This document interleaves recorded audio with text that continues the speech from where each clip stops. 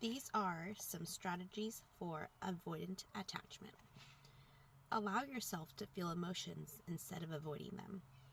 It may feel very uncomfortable at first. However, feeling icky emotions is part of the human experience. Remind yourself that with significant risk comes great reward. Take a chance on opening up with your partner or trusted friend or family member about a concern you are having. Consider others' feelings when making decisions. Practice being more physically affectionate with your partner or children.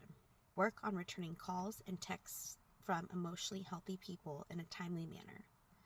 Acknowledge when you are pulling away from a person who has reasonable expectations for communication and emotional intimacy. Instead of avoiding communication, start with an open-ended question. Open-ended questions are those that can be answered with more than one word. For example, what did you do today? Is an open-ended question that invites conversation, while how are you is not as inviting. Admit that others can also have valid opinions and may even have more information than you do. Being on high alert. After getting out of a toxic situation, you may experience some feelings of hypervigilance, that you are on red alert, looking for signs that anyone new you meet or any other person around you is unhealthy. This can be especially true if you are starting a date again.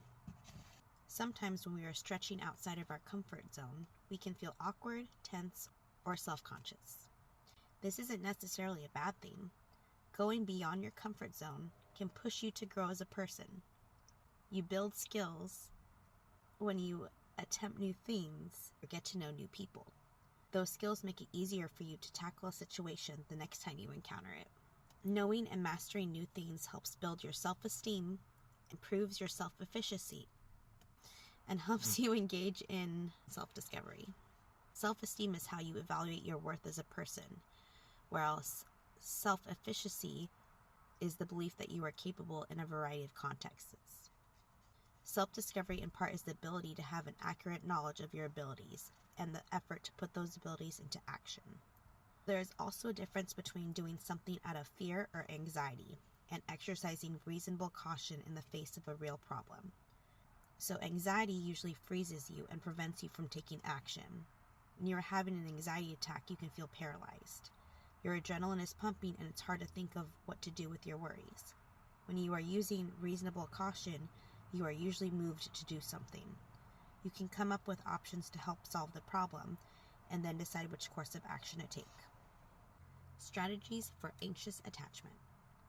Practice mindfulness meditation. Focus on the here and now. If you have not heard from your partner or friend, sit with your anxiety. What are your concerns? Visualize what it would be like if this relationship ended. Know that you would be upset for a while, but you would also eventually be okay. Be aware that what someone says or does is not personal. There's a reflection of them. Become aware of self-sabotaging behaviors, such as pushing people away, so you don't experience perceived abandonment. Be aware that you are likely to experience negative bias or attributing negative expectations ahead of an event.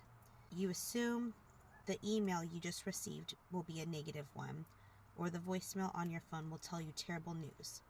Practice thought-stopping behaviors. Remind yourself that you really don't know the content of the message until you open it or listen to it.